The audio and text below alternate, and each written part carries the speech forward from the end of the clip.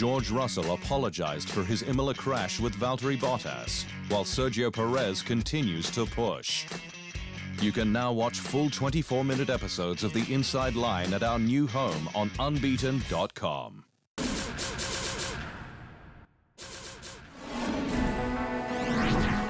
Williams racer George Russell has accepted blame for his crash at Imola with Mercedes' Valtteri Bottas, stating he should have handled the whole situation better and that he will clear the air with him this week. Russell collided with Bottas on lap 32 in trying to pass him on the way down to turn 2, but lost control of the car and took both of them out. But Russell later admitted while it wasn't his proudest day, he took the risk with the race one of the team's best opportunities to score points. Bottas was shaken in the aftermath, not helped by a slap from Russell, but kept his calm with the support of Merc boss Toto Wolff. Sergio Perez is putting himself under maximum strain to get up to speed with his new team Red Bull Racing as soon as possible, with the Mexican stating every kilometer counts. Perez joined Red Bull this season on a one-year deal after being ousted from then Racing Point, and knows he must get on top of the RB16B car quickly, with the squad chasing the title. But we are making progress, and I just hope that I just make it soon enough the progress, because right now we have a very competitive car, and have to be there pretty soon. The 31-year-old impressed in Bahrain with a storming drive from the pit lane to 5th. Imola, though, was a nightmare with mistakes and a 10-second time penalty. But the Mexican knows what he needs. For me, at the moment, it's just very important that I get on top of the car, that I really feel comfortable. Right now, I'm just having to think a lot what's going on with the car. The Emilia-Romagna Grand Prix rostrum was yet another record breaker, with 7-time F1 world champion Sir Lewis Hamilton and Lando Norris making it 700 podiums for British drivers. But the podium was also an Italian culture celebration, with the Lightning Bolt trophies a collaboration between Milan artist Alice Ronchi and Pirelli Hangar Bicocca, a non-profit contemporary art foundation. Ronchi, whose work sees everyday objects meet fantasy and invention, drew inspiration from 1950s F1 cars and the Imola landscape, with the lightning bolt a symbol of power, speed, tension, and force. The design saw a number of iterations before switching to digital for it to be finalized, 3D printed, and even modeled in wax. The final editions for the podium were then cast in aluminium and expertly finished. Over to the USA, where Miami has finally been confirmed as a race on the 2022 calendar, expected in the year's second quarter, with a 10-year deal seeing a Grand Prix remain in Florida until at least 2031. Miami has been on Formula One's wish list since 2017, when Liberty Media bought the sport, with the new high-speed track to be built around Miami Dolphins Arena, Hard Rock Stadium. And the Miami Gardens area will additionally benefit from a $5 million stimulus program, which features internships for residents and vital STEM education for students. Hard Rock Stadium is 40 minutes drive north of original location Bayfront Park, with the track to be built in the surrounding 250 acres owned by real estate billionaire Stephen Ross. And the drivers can't wait to touch down in Florida. I think Miami is a great location for Formula One. You know, it's a very fun city, a lot of partying going around, a lot of energy in that place. You know, I have a lot of friends over, and the Latin community is pretty big there. So yeah, definitely looking forward to be there pretty soon. Turkey's Istanbul Park track could make another last-minute return to the calendar, with the Canadian Grand Prix scheduled for June 13 set for cancellation due to strict local quarantine regulations.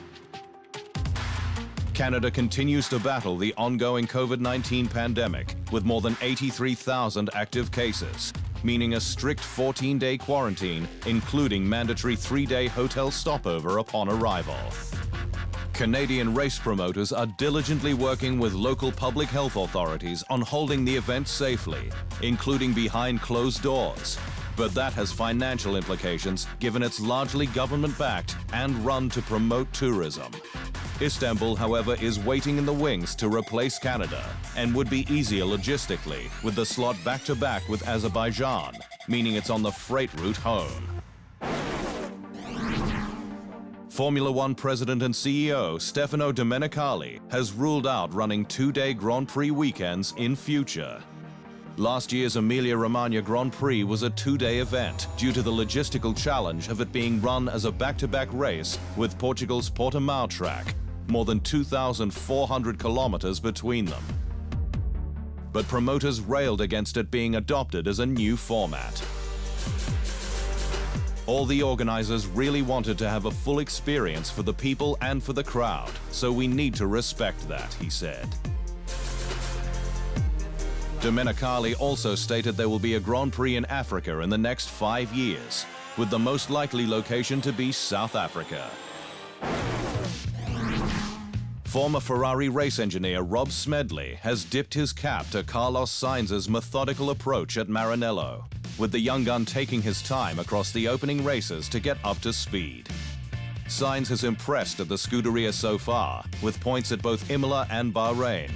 But more importantly, the Spaniard has stayed away from hyping his matchup with teammate Charles Leclerc, said Smedley to the sport's official podcast F1 Nation.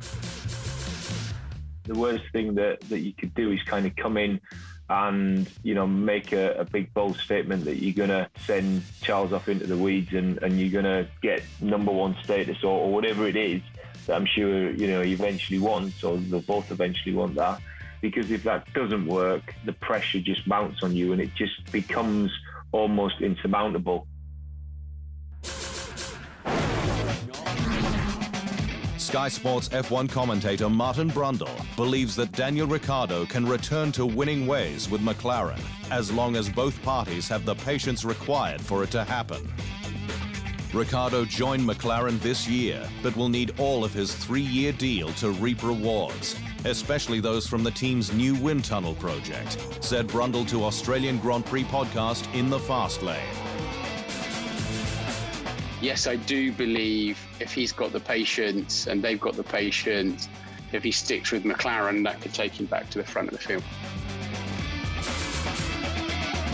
McLaren is Ricciardo's 5th team in F1, a record he shares with Sebastian Vettel.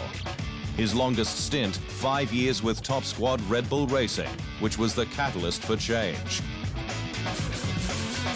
He probably should have stayed at Red Bull, but he felt that all the love was in Max's direction, and I can understand that completely.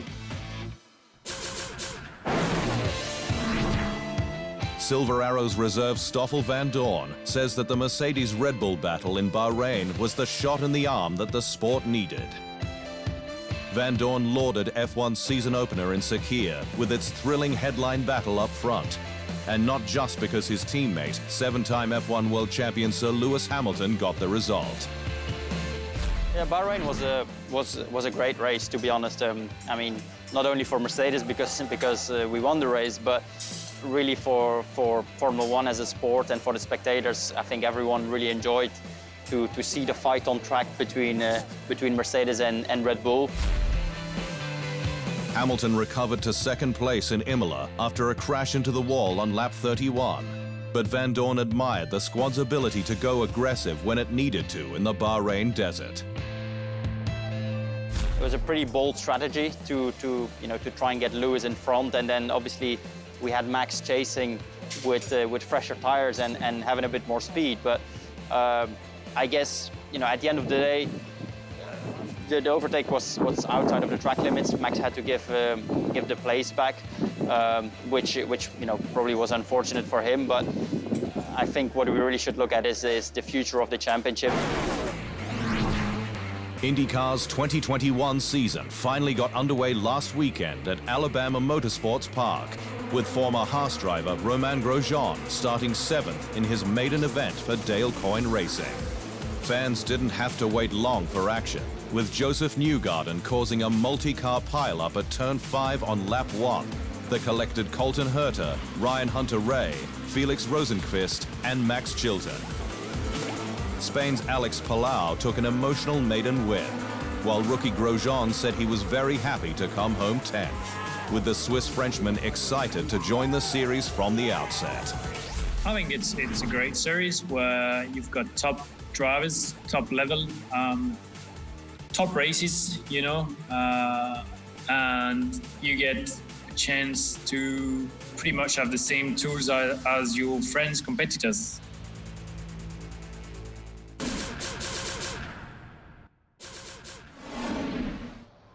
Thanks for watching. To stay up to speed on all things Formula One, make sure you hit the subscribe button.